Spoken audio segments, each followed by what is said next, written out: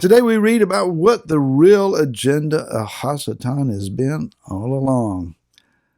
Hi, this is Barry Phillips, a 10-minute tour, day 4 of Balaq. Let's go again to Bamidbar, Numbers chapter 22. Let's start reading with verse 21. And Balaam rose in the morning, saddled his donkey, and went with the heads of Moab. But the displeasure of Elohim burned against him because he went. And the messenger of Yahweh stationed himself in the way as an adversary against him, and he was riding on his donkey. His 2 servants were with him. The donkey saw the messenger of Yahweh standing in the way with his drawn sword in his hand. The donkey turned aside out of the way and went into the field, so Balaam struck the donkey to turn her back on the way.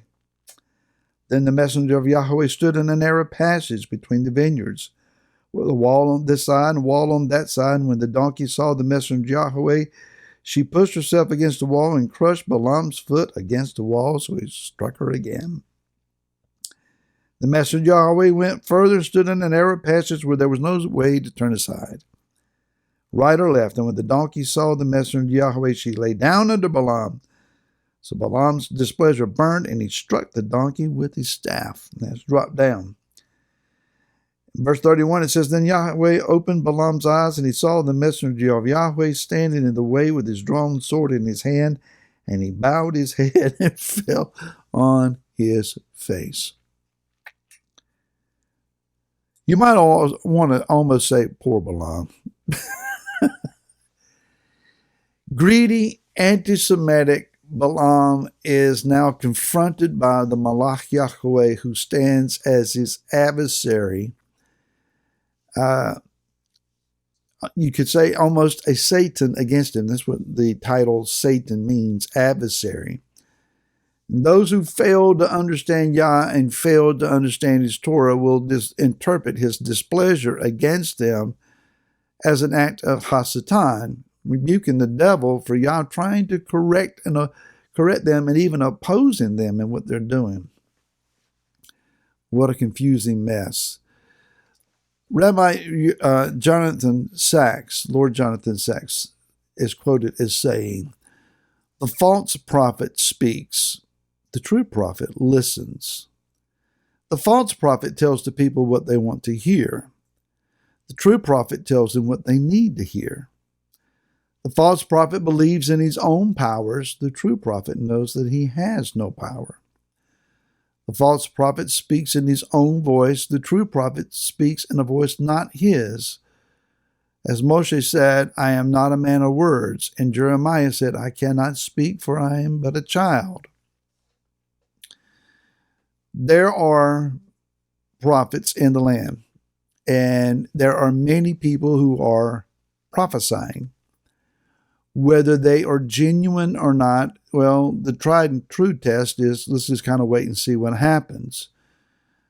A better test is what they're saying lining up with the word. You can get caught up in personalities. Well, I like the way that they prophesy. I like the way that they present things, or they did prophesy and it did come true. That's not the test necessarily, because Yah says that even if what they prophesy comes to pass, if they lead you away from the Torah, do not listen to them, even though they tell you what's going to happen and it happens. So the true test of a prophet is that they agree with the word of Yah, all of the word, all of it. So again, Balaam is wanting to go and prophesy and get paid for it. He is a prophet for hire, and to hire for the highest bidder, it would seem. But the true prophet, the one with the greater discernment here, is not Balaam, it's his donkey. And indeed, what we have is a speaking, almost prophesying donkey, and a blind prophet who can't see what's right in front of him. For all his claims of having insight and spiritual understanding, he has no idea who is opposing him. And so the discernment factor lies with the animal and not the man with the supposed gift.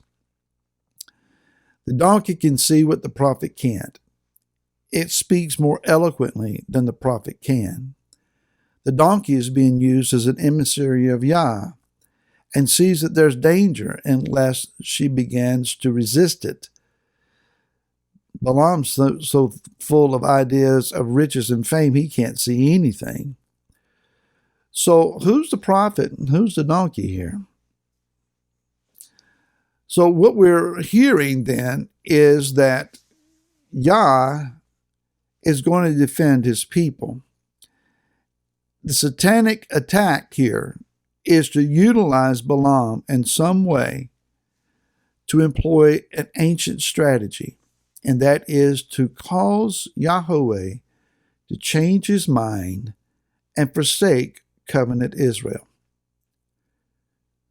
If Balaam can prophesy something that reveals a hidden malady or a trait that is so negative in and about Israel, maybe Yah will change his mind and stop protecting them, guarding them, and even change his mind about the covenant that he has given to them, no longer choosing Israel. And that's the posturing of the nations in the earth, even to this day, trying to employ the roadmap to peace.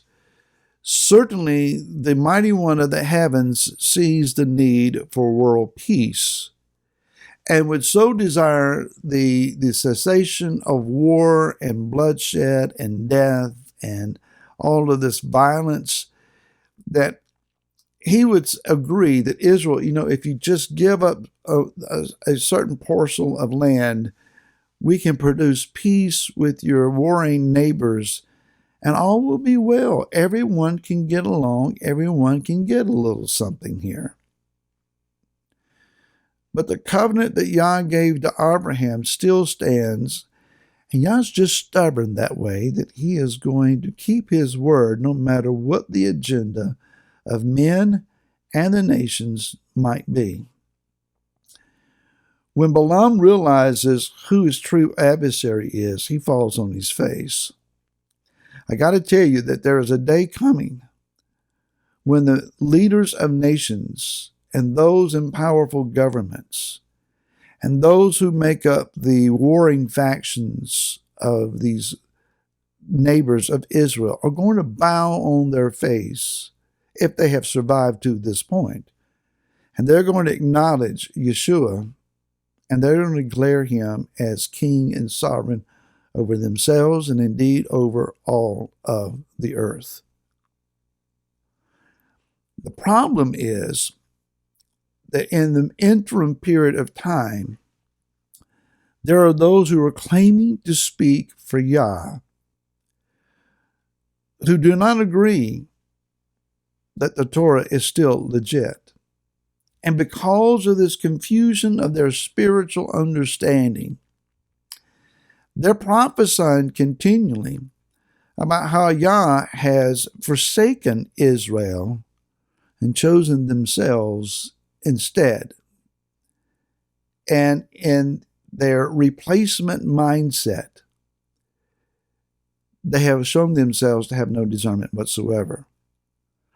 And further, like Balaam, they began to prophesy wealth and prosperity and the gaining of all good things for themselves because Yah has showed them such grand favor. And then it's okay to do what Balaam did, use whatever pagan means are necessary to connect with the Most High and celebrate him and identify him. And it's all good because, well, we just know him better. We're just worshiping him. And they don't realize that Yah will stick an adversary of his own choosing, the Balaq Yahweh, the messenger of the Most High, right in front of them, while they beat their vehicle to try to go further, all the while not understanding that Yah will never forsake Israel. and never choose anyone else instead. And I hope to see you again tomorrow. Till then, shalom.